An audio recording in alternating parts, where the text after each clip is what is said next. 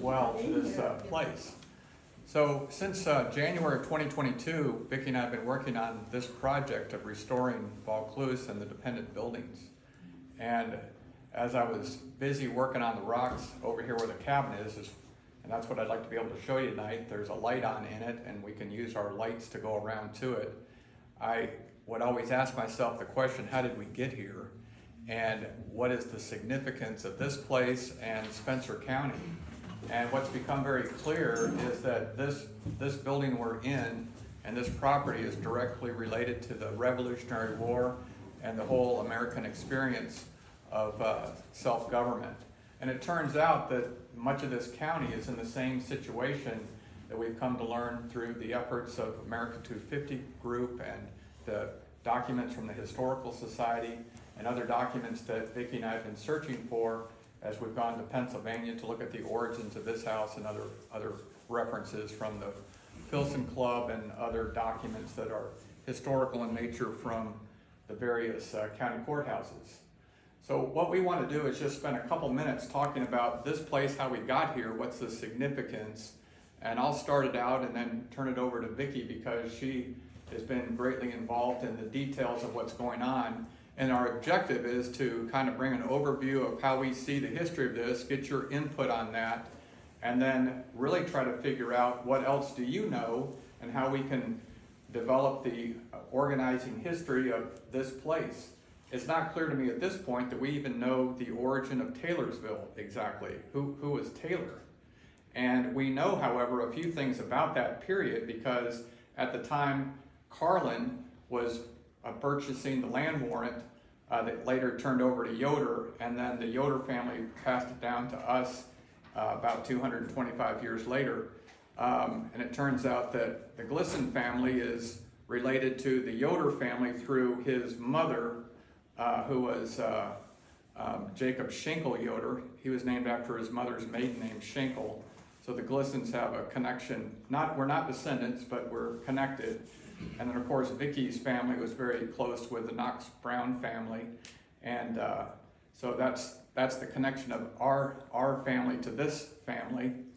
But as I was working on these rocks, I was thinking of all the different things I learned in school and the things that I had read. And I kind of organized them into three different key periods in terms of this place. And it not only applies to this place, but also the whole place of this region that includes Spencer County. And the three different ways I organize it in my mind are around the whole business of the charter, the double cross, and the resolution. This is the way I think of it, and I welcome you to add to it or take away from it, but this is the way I think of it, and this is the way I think of why was this place such an important piece in the American Revolution? We weren't the ones complaining about taxation without representation, although that's what you always hear, and that was a true statement. The issue here was not about taxes. How could you find us? We're out in the woods. There's no road. There's no railroad. There's just a buffalo trail and some rivers and streams. So how does that work for us here? This had to do with the double cross and why people were fired up and were ready to turn against the king because in their estimation, and I think their estimation is exactly right, the king double-crossed us. That's what happened. And here's why. It all starts with the charter. What was the charter? The Virginia Charter. What was the Virginia Charter? Well, in 1606, Virginia had already been named after the Virgin Queen, Queen Elizabeth. 1685, Sir Walter Raleigh says, hey, I want to name a colony after you because, well, we better do something because in 1608, the French had already named Quebec as the capital of the French territory, which they'd already claimed back in 1534 as all of this area. Where we're sitting right now in 1534, the French claimed. And what they claimed was everything west of the Alleghenies and everything east of the Rockies. And it circled around and came down south around northern Alabama, northern Mississippi, Georgia. Everything below that was Florida. French had all the inland. England was over here on the coast.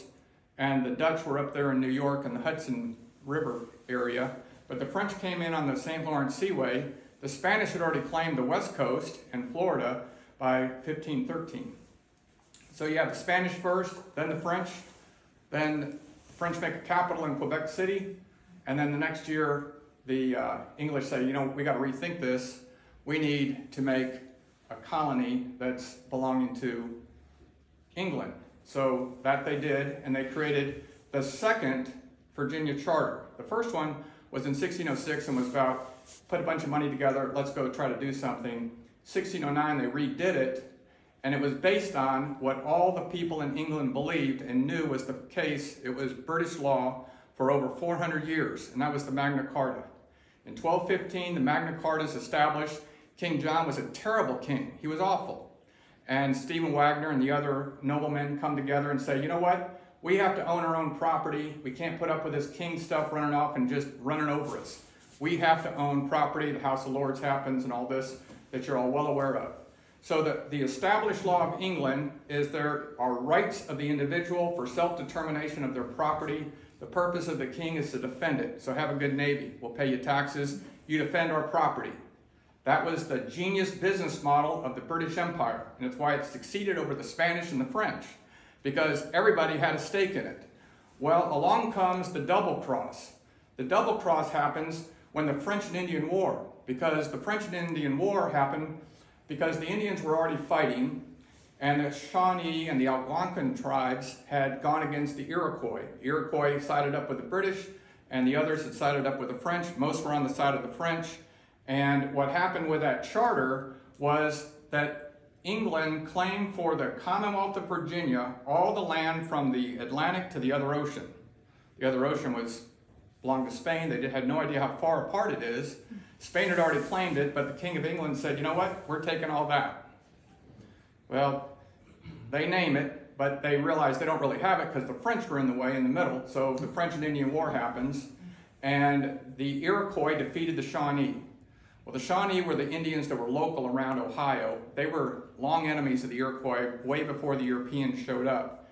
And the Iroquois sided with the British, defeated all these French proxies, and that war got settled in 1793.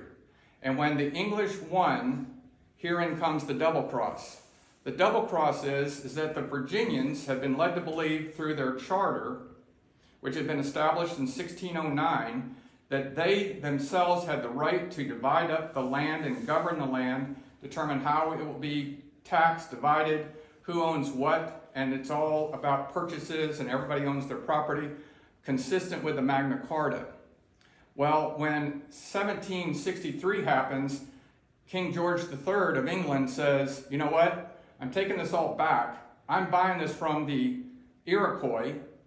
The Iroquois were willing sellers. They sold the Kentucky lands, and he said, none of you frontiers people can come on the other side of the Alleghenies.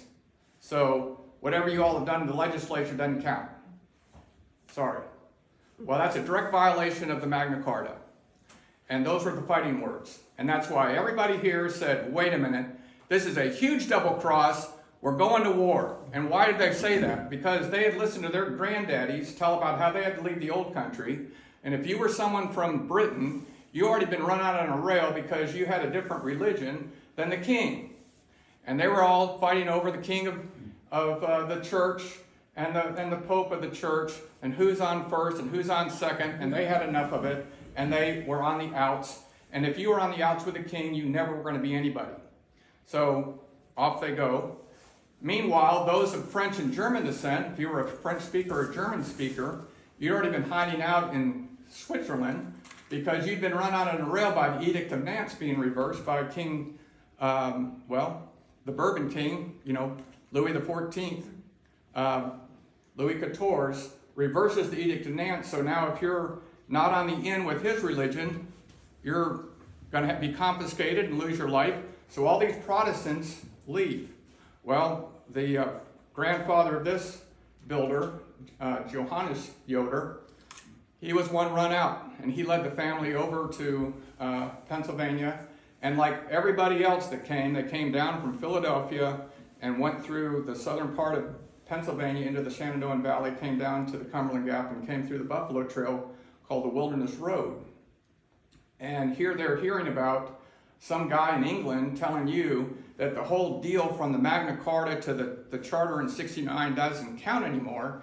And what they're saying is, we left all that and you don't count anymore. So that's the deal. So that's the way the fight goes out here in the frontier.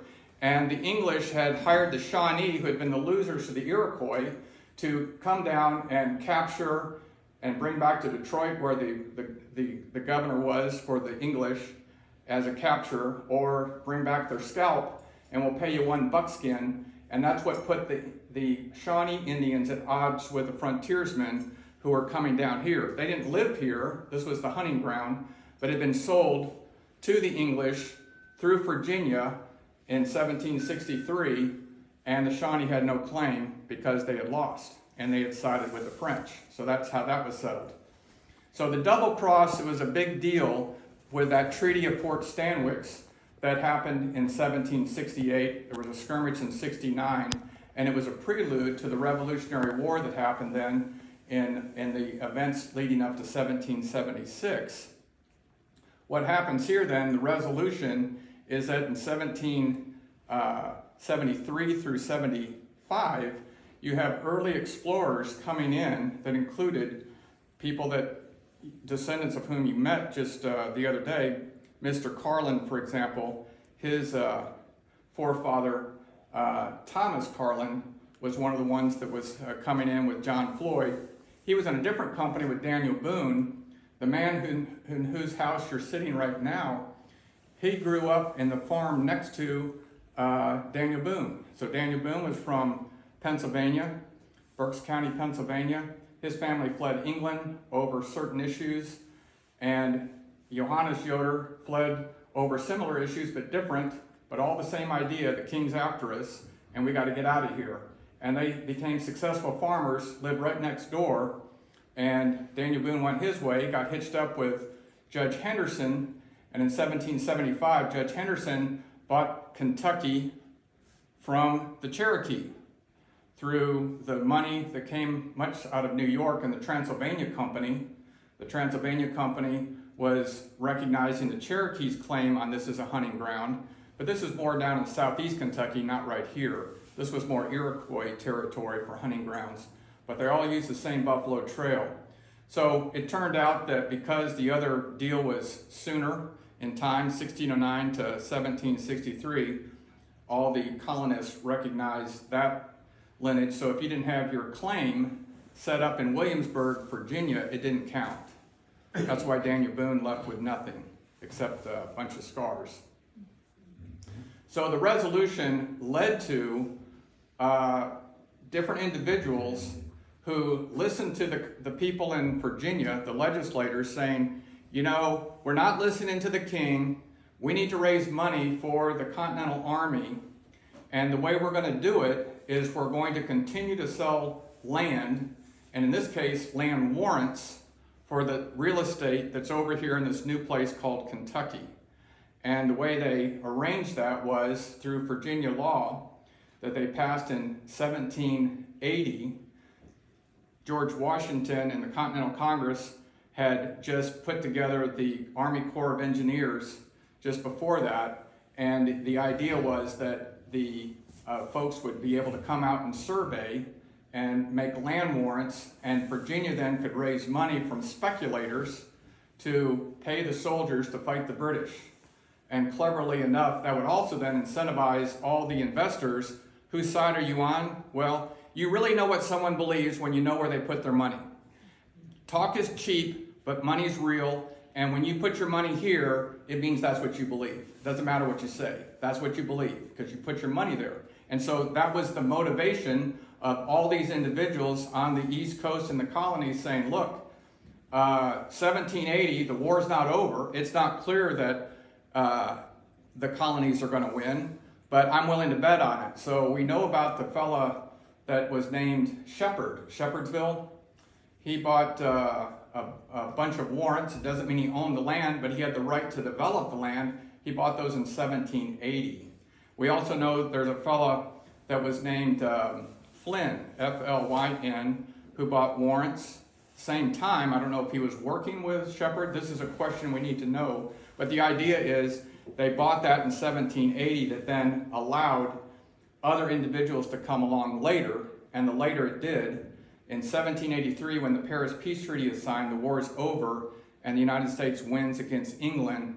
Those warrants now are worth something, and that's when you start seeing transactions happening.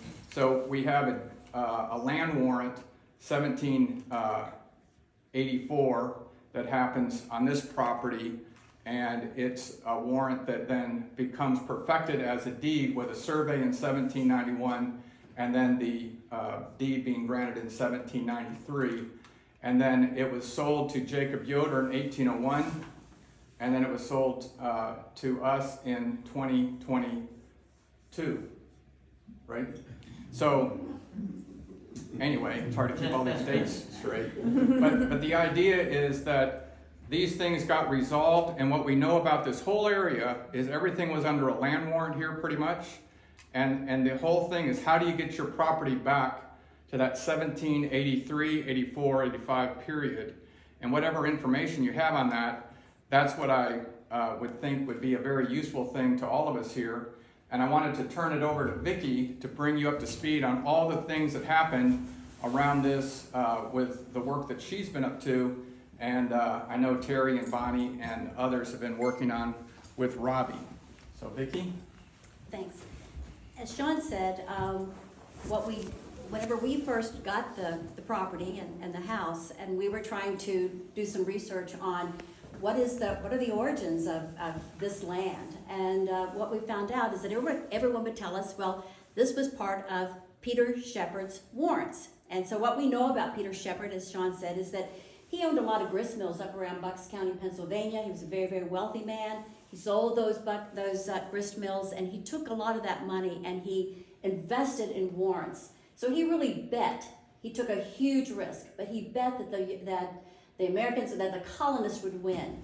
And so when they did win, what you find is that about that same time, and then another key piece is that his son, Adam Shepard, was in the Corps of Engineers. So whenever George Washington started the Corps of Engineers, a key place to be was to be in the Corps of Engineers.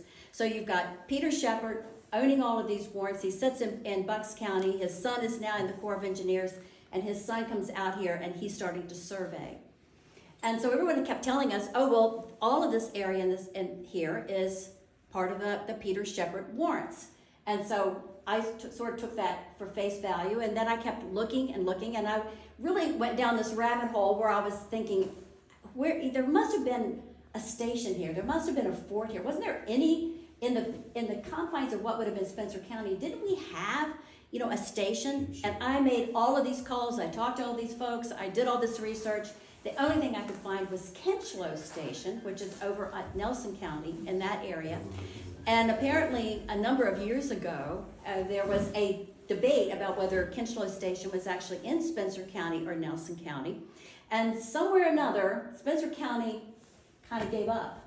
I think we should go back and look at this. So I'm here to tell you a few things that I want to go back and look at now that we have this land and now that I've done this research. So I think we need to go back and re-examine Kinchlow Station, because I think there's a lot of evidence that it was actually in Spencer County.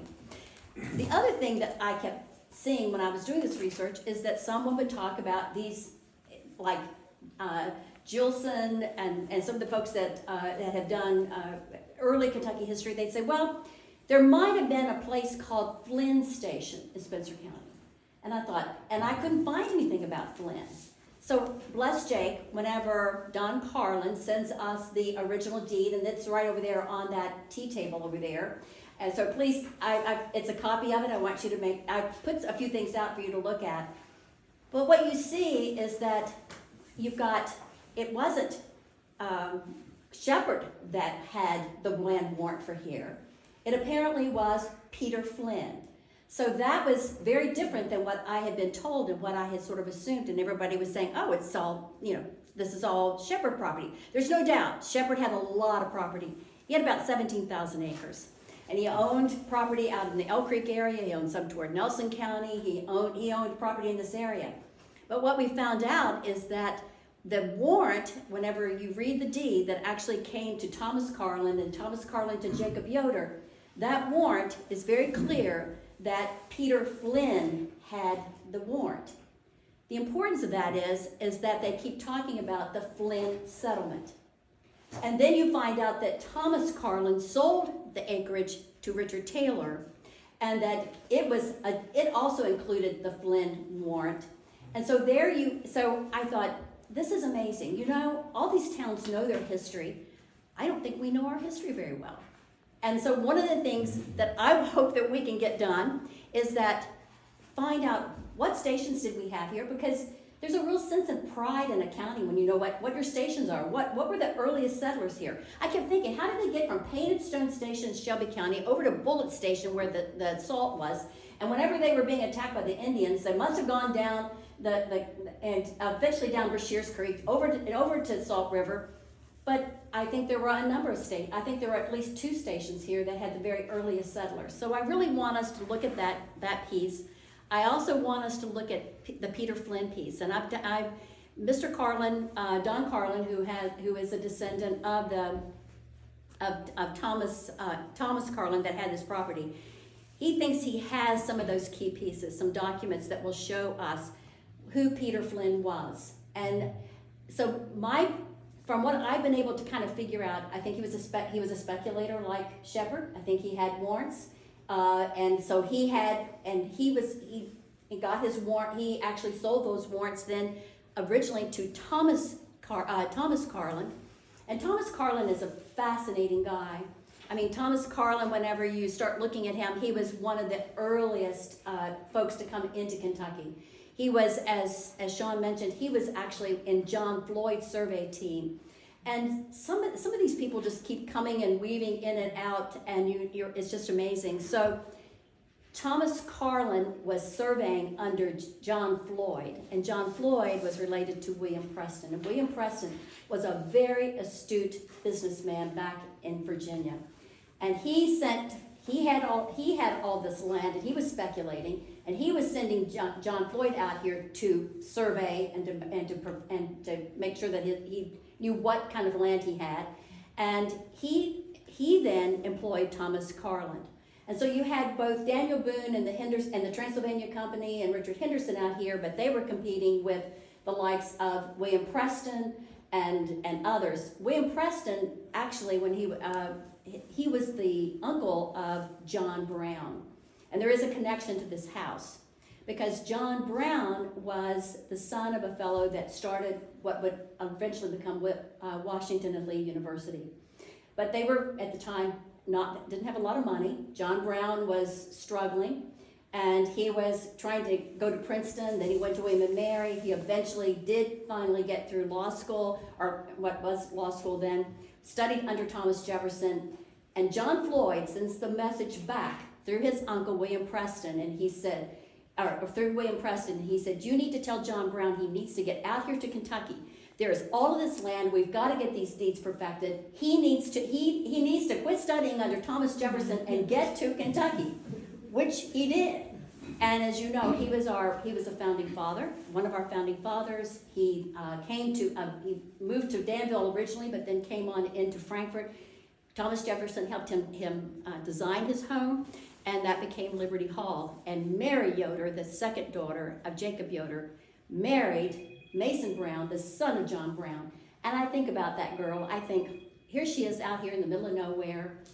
Her father probably had little to no education. He left home at 13 because his parents had divorced, and he was struggling. He takes these cattle and horses, and he's trying to sell them and go west. He finally joins the revolution and with the militia. He joins the militia, and his militia unit gets attached to George Washington's army. But she was out here, and I think that's one of the interesting things about the library. When you see what they're reading, though, the type of things they're reading in Greek and Latin. They're reading all the classics. It's amazing. But still, she was out here in the middle of nowhere, and then suddenly you go to Frankfort, where your husband is the circuit judge, your father-in-law, and you're living with your father-in-law and mother-in-law. She was from New York City. Her father was a very well-to-do Presbyterian minister. her father was the, has the friends of the likes of James Madison, James Monroe, all these folks. I can't imagine poor little Mary Yoder picking up and going to Frankfurt, and how difficult that must have been. They did say that she took two things, though, from Vaucluse when she went to live at Liberty Hall. And she took yellow lilies, and she took the yellow daffodils from here at Liberty Hall, or from here at Vaucluse, which are still blooming in the spring. And so I always think of her. Anyway, to me, there are so many unanswered questions. We need to figure out, what stations did we have? Where were they? Is actually Taylorsville Flynn's settlement? Is that the actual origins?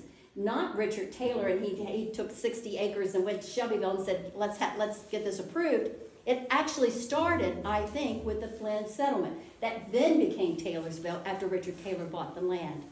And then what is, who had the warrants here? Where are these 16,000 acres that Shepherd had, but what did Flynn have, and what was his role? So, I think there's so many unanswered questions that as I've gotten into this, you can really go down a rabbit hole quickly, as you might guess. But I also think they're really important things to know, and I think that they allow us to have a better understanding of place and an appreciation of place and pride in the county that we live in. So to me, those are very important. We particularly need to know, what's the history of Taylorsville? How did it start? Who started it?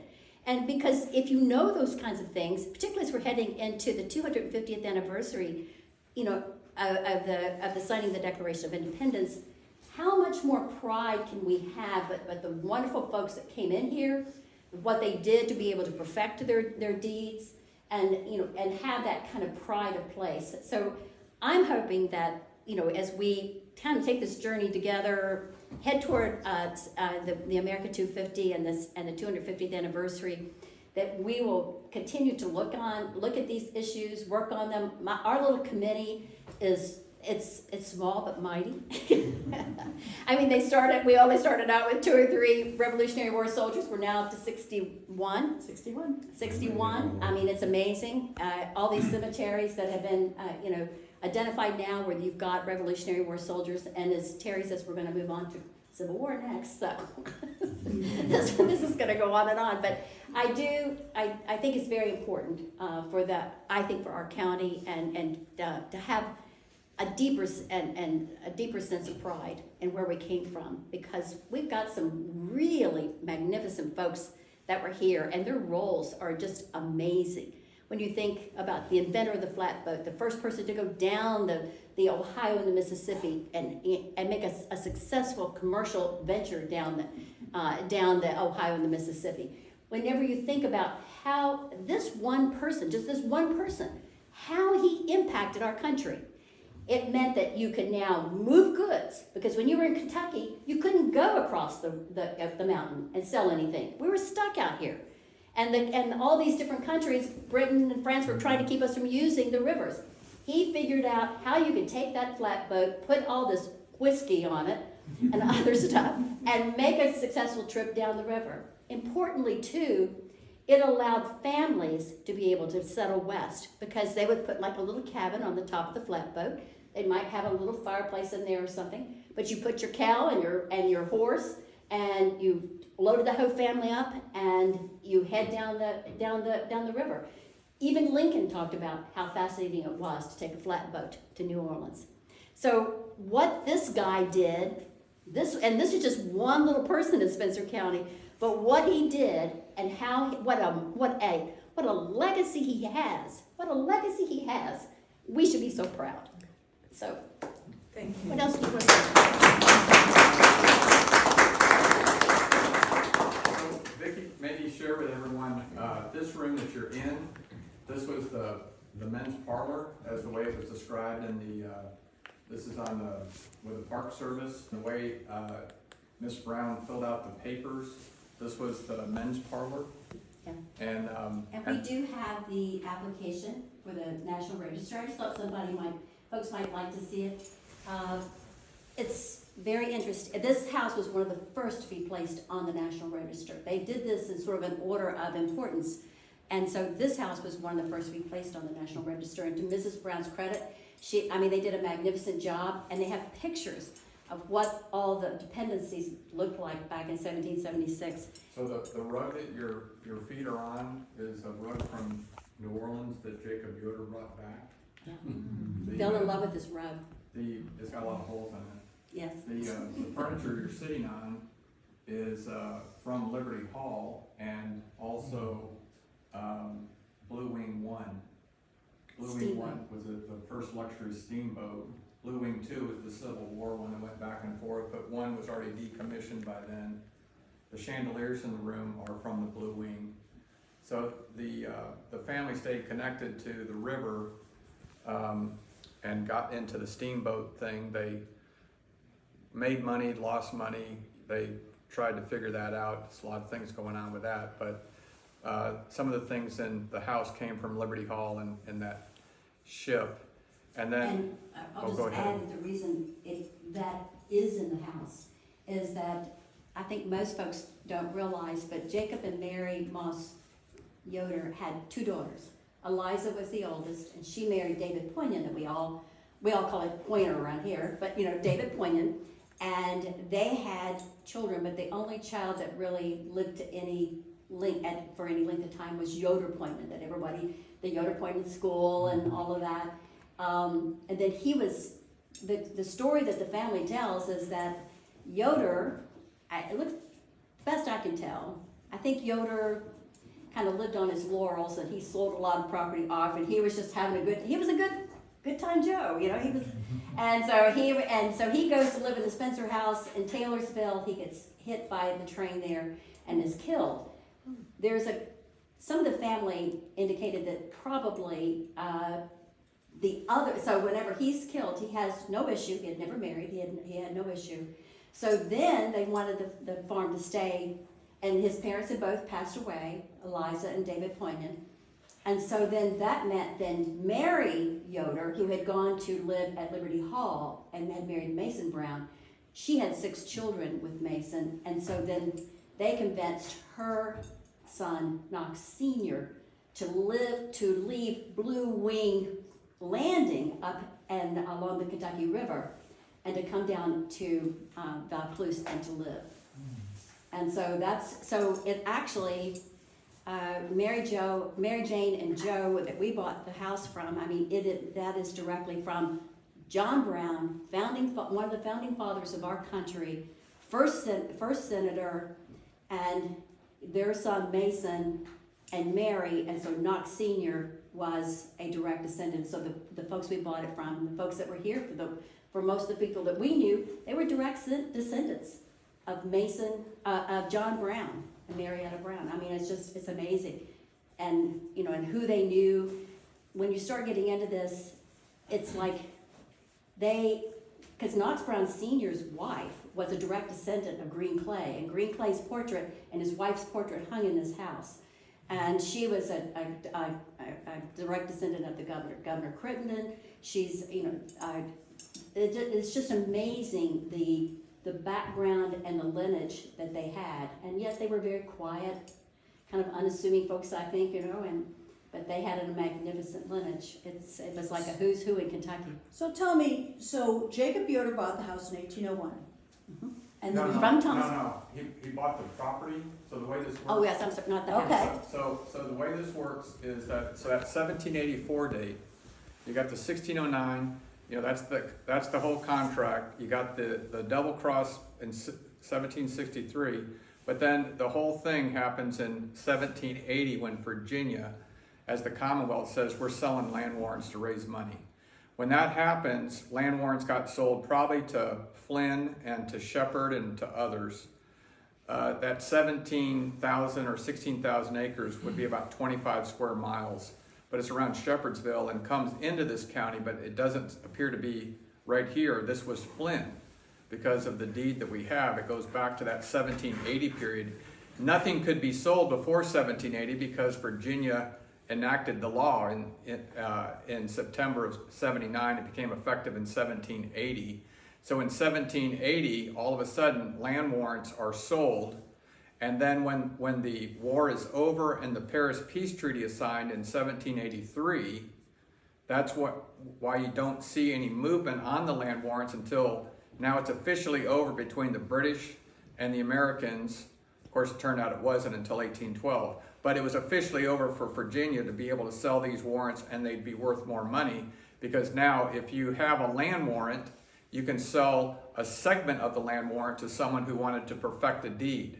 All a land warrant meant was you had the right to sell to others, divide it up how you want, and then sell to others so they could get a deed. The land did not belong to an individual until that individual built a house and put out a crop. Like cabin over here. And so that cabin is the part of perfecting the deed. So the first time the deed's perfected is 1784, the land warrant sold.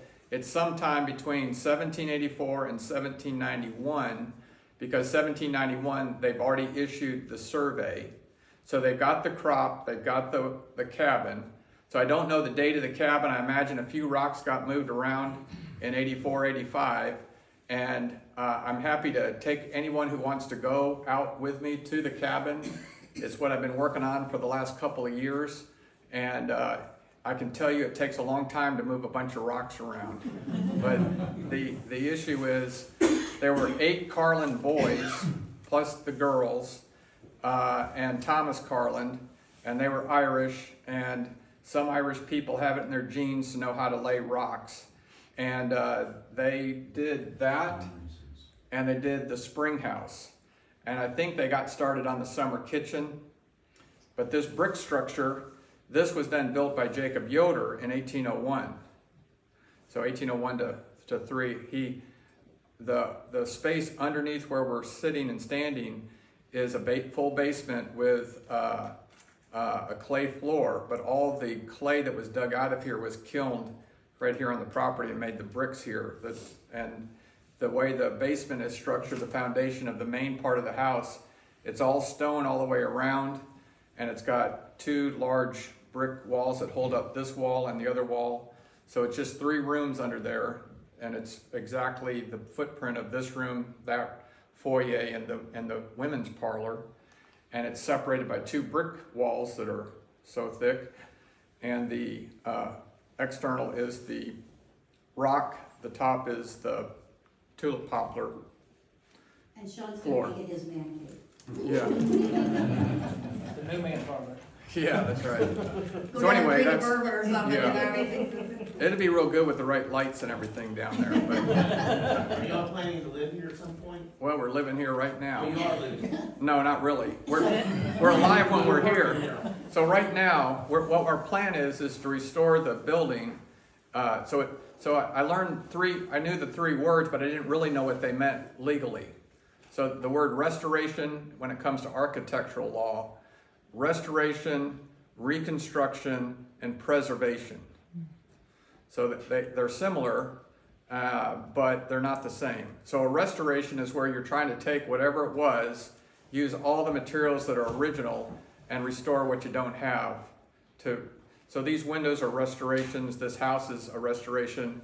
The plumbing that was put up in the back and on the second floor about 100 years ago, that's coming out.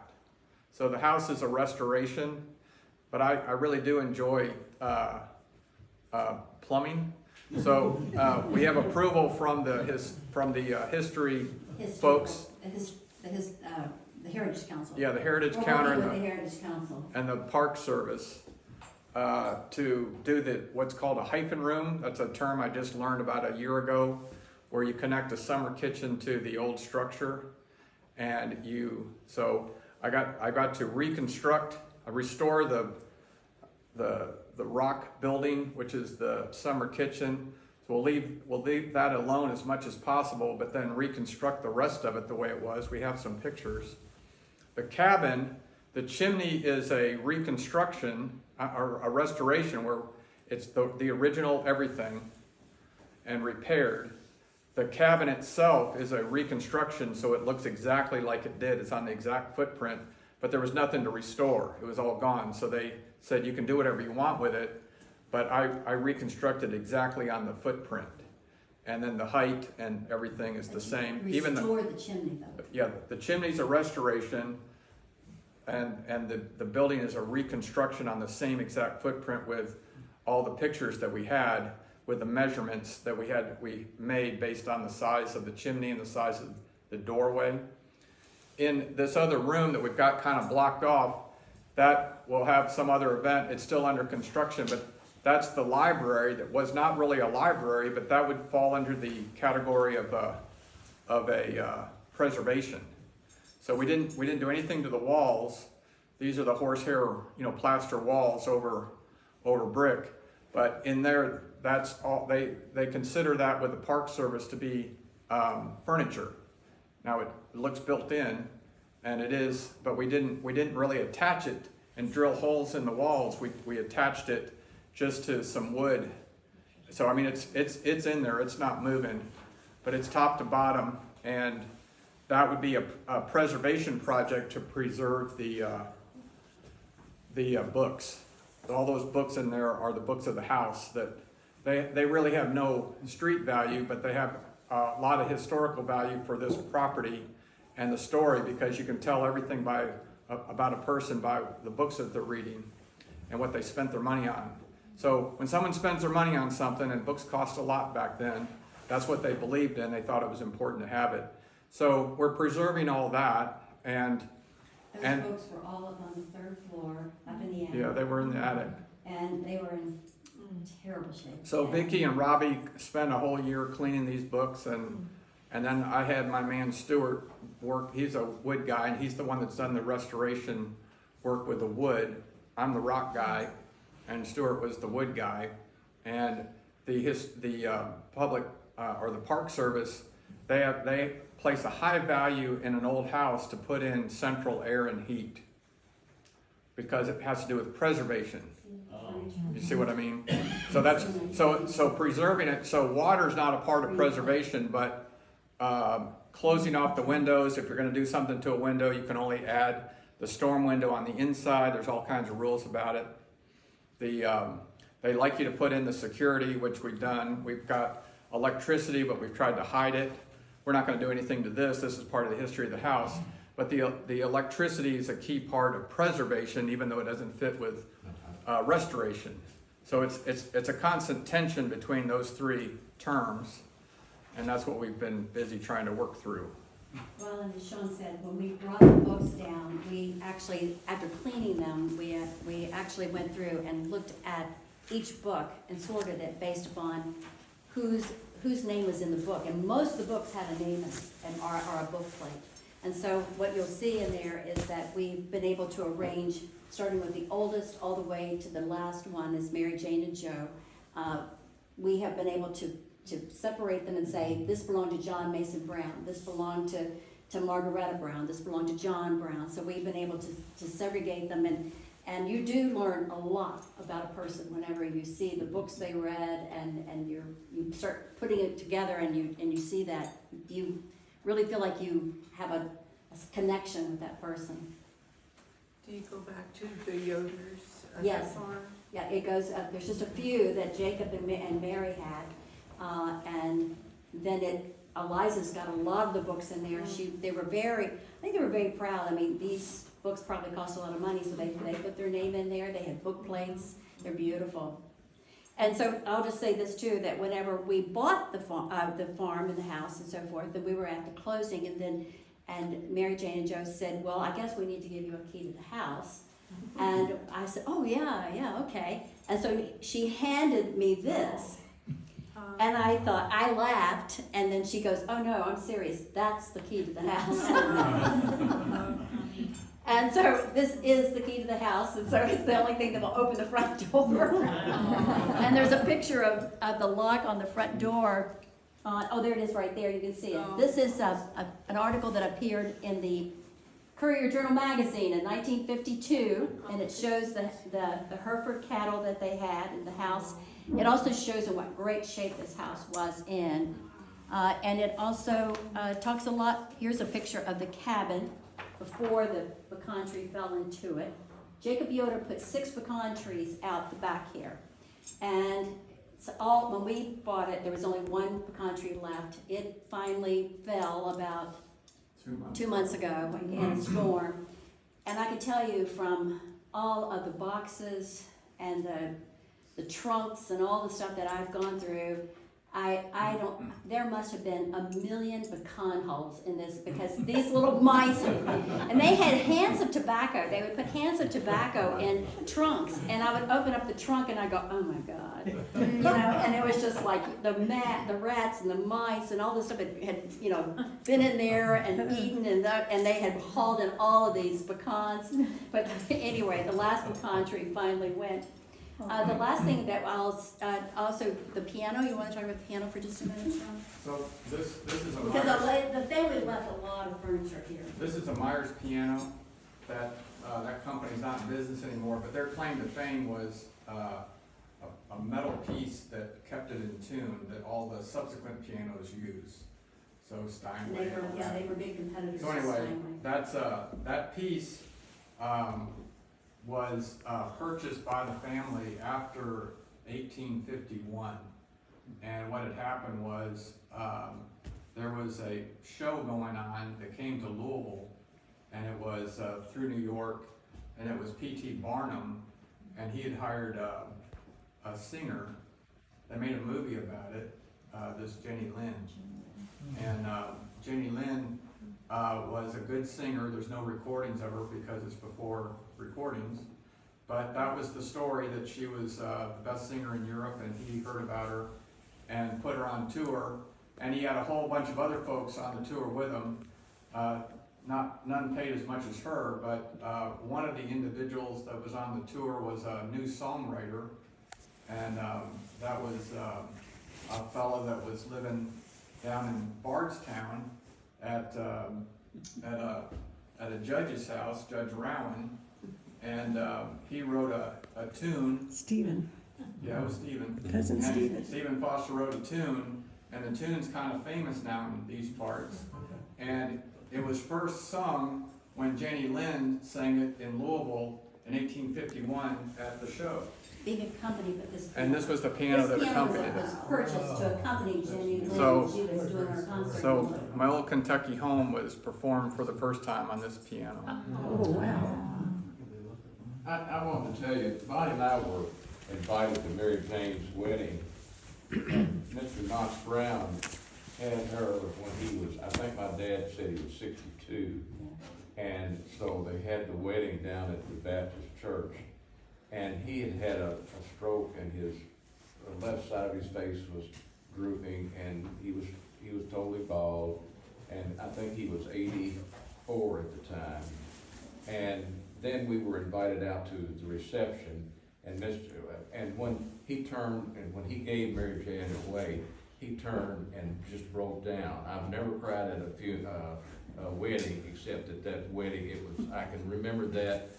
Bonnie, you remember that, don't you? He just leaned a over. white sport coat and Yeah. a black tie, And just and leaned. tears were rolling down his cheeks. So then they had The a reception. contrast between the young daughter and the older father was just amazing. And then he had the reception out here, and we still remember Mr. Knox standing out here on the portico in his white coat and leaning over and shaking everybody's hand and welcome to the reception here. And it's something that you just never.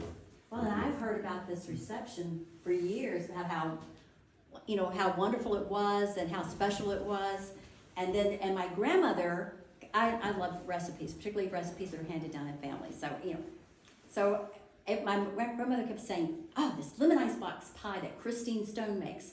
Because Christine Stone was someone that did a lot of catering in this area, and she lived in a little cabin right down here by the road, and she took care of the Brown family, but she also did catering. So anyway, finally I thought, I'm gonna do a cookbook on old family recipes in Spencer County. So because remember I just did a little cooking column for a while. And it's amazing how much you find, because people send you their recipes. so I thought, I'm gonna collect all of these, and so, but I thought, I've gotta have that lemon icebox pie, because my grandmother talked about that, and it's so special, and it was, she said, oh, when you go to Miss Knox Brown's, you know, you get lemon icebox pie. Well, I called up Christine, and I don't know whether she just didn't want to, you know, because there are folks that don't like to share the recipes. But when I called her and I said, I tried to explain to her who I was and how I was really wanting this lemon icebox pie recipe, and she would just sort of cut me off, and she was like, I don't know what you're talking about. And I was like, oh, but my grandmother and my mother talked about this lemon ice. Well, I didn't get anywhere, but I had spent days, every piece of paper I'm looking to see, oh, lemon icebox pie, lemon icebox pie. I do have the recipe book that was probably, it's at least Eliza's recipe book. It's right behind you. It's one of the recipe books I found in here. And I made gingerbread to commemorate it, because it's her recipe at the top. She says, excellent gingerbread. And then she also has a recipe there for Charlotte Russe and for cookies. And so I thought maybe you would really enjoy having gingerbread. And I put the recipe book there so that you could see it. What we can do is, when we leave this room, if everybody promises not to touch the books, I know it's almost irresistible, but we're getting glass doors and all that, and I don't have the top done yet. That's still, so it's still being reconstructed, but I'm happy for you to come through I guess we're calling it the library, but that was the women's parlor. The rest of the house is under construction, so we're not going there. We But, can go to the one bedroom though. Okay, well, Yeah. you can do You that. have to see the bed. And then anybody who wants to can come out to the cabin if you wish. It's a little bit dark, but I think we all have flashlights now. Anybody that's not afraid to go out there, you can go out there on the way home. Let me move this too. Thank you very much for coming. I have to get you exactly the way it was, but poor little Mary. She wasn't a looker, and so Margaretta was writing her friends and saying, well, she seems like, like she's got a good personality. And she said she is no looker. But she did say, but I think she comes financially means. And I thought, okay. But Mary Yoder, Mason died maybe 10 years after they married. I mean, they had 6 children. But when you go to Liberty Hall or any other, they talk in such great terms about Mary Yoder. She kept that family together. She kept their assets together. They really credit her with keeping all of it together. And then when she passed away, she kept it all intact. So she was, I think, really quite the business person. And even though she was poor little Mary Yoder, and she left Vaucluse and went to live up in Frankfurt in the big house, I think she was the tough one. She spent most of her time at Blue Wings Landing at their farm up on the Kentucky River. She loved it there. She loved it there much more than she liked being in Frankfurt. Tell us about the, Yeah, you take a picture now. It's all messy. Yeah, let me turn the lights. I'm gonna take a detour.